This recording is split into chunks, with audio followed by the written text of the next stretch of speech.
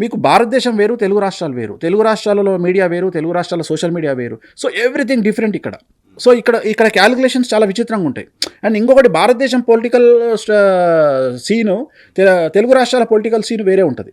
ఎందుకంటే భారతదేశంలో మీరు ఎక్కడ తీసుకున్నా బీజేపీ కాంగ్రెస్ వ్యతిరేకం. సో మీరు అదే తెలంగాణలో ఆంధ్రప్రదేశ్లో తీసుకుంటే ఇక్కడ బీజేపీ, తెలుగుదేశం, కాంగ్రెస్, జనసేన ఈ 4 ఒకవైపు ఉంటాయి. టీఆర్ఎస్, జగన్ ఒకవైపు ఉంటారు. అంటే ఇక్కడ ఏమైపోయింది రూల్ అంటే జగన్ను విమర్శించే ప్రతి ఒక్కడు ఆటోమేటిక్గా కేసీఆర్ని విమర్శించాలి అని ఒక రూల్ ఉంది ఇక్కడ. జనరల్గా భారతదేశంలో 2+2 = 4, తెలుగు రాష్ట్రాల్లో 2+2 = 5. ఇది ఈ సూత్రాన్ని నమ్మిన వాడే ఇక్కడ బతకగలుగుతాడు తెలుగు రాష్ట్రాల్లో. ఎందుకంటే ఇప్పుడు ఏమంటారంటే నువ్వు జగన్ను తిడితే కేసీఆర్ను తిట్టాలి, నువ్వు జగన్ను తిట్టి కేసీఆర్ను తిట్టకపోతే నడవదు. సో వీళ్ళ ఒపీనియన్ ఏంటంటే, జనాల ఒపీనియన్ ఏంటంటే, నేను మాట్లాడే పొలిటికల్ ఒపీనియన్ ఏంటంటే టీడీపీ, జనసేన, బీజేపీ, కాంగ్రెస్ ఈ 4 ఒకటే. ఓకే.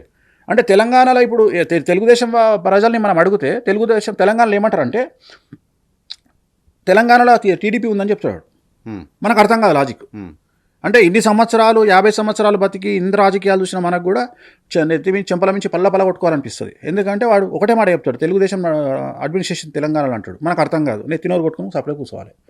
ఆంధ్రాలో ముఖ్యమంత్రి రేవంత్ రెడ్డి అంటే వాళ్ళు తెలుగుదేశం మేమే అంటారు. అంటే నేను అనేది అటు ఉన్నది. సో ఇది ఎంత విచిత్రమైనటువంటి క్యాలిక్యులేషన్. సో వాళ్ళు తలుచుకుంటే కాపాడాలనుకుంటే కాపాడతారు, ఏదైనా జరగవచ్చు. ఇప్పుడు శివాజీ లాంటి వ్యక్తిని కాపాడాలనుకుంటే అనసూయ, అన్వేష్ లాంటి వాళ్ళు సీన్లకు వస్తారు, కాపాడబడతారు. కానీ వేణుస్వామికి అట్లా కాపాడబడేటువంటి పరిస్థితులు లేవు. ఆఫ్టర్ ఆల్ జ్యోతిష్యం చెప్పినందుకు, నన్ను ఇంత టార్గెట్ చేసినందుకు నాకు నేనే రియలైజ్ అయినది అంటే ఓకే, నన్ను కాపాడడానికి ఏ పార్టీ లేవు కాబట్టి నాకు ఎందుకు ఈ తలకాయ నొప్పి. సో జనరల్గా మంగళోడు, బాపనోడు, డాక్టరు, చాకలి వీళ్ళందరూ పార్టీలకు అతీతంగా బతకాలి.